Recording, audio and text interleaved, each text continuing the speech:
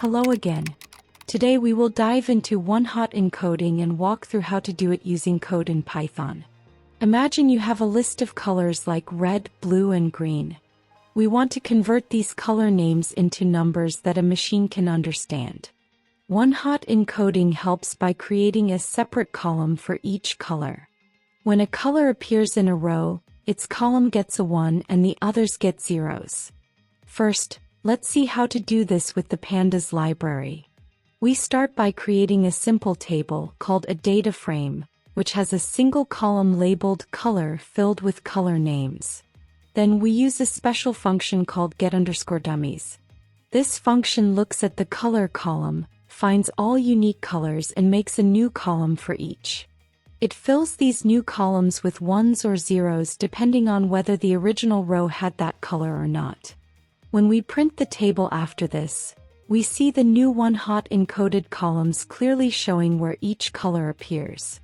Next alternative, let's do the same thing using the scikit-learn library, which is commonly used for building machine learning models.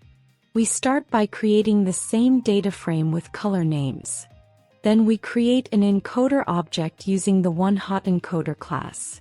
We tell it to output a regular array by setting a parameter called sparse to false. We then apply this encoder to our color column. This step both learns what unique colors exist and converts each color into the One Hot format.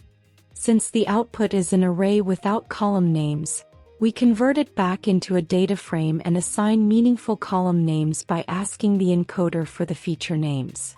Finally, when we print this data frame, we get the same clear view of One Hot encoded colors. Both methods do the same job, turning text categories into a clear numerical format that machine learning algorithms can understand. The choice depends on your needs. Use pandas for quick data exploration and scikit-learn when building a full machine learning pipeline. In short, One Hot encoding transforms each category into a separate column, marking presence with ones and absence with zeros. This is how we teach machines to understand category data. That's it for One Hot encoding. Thanks for watching and see you in the next video.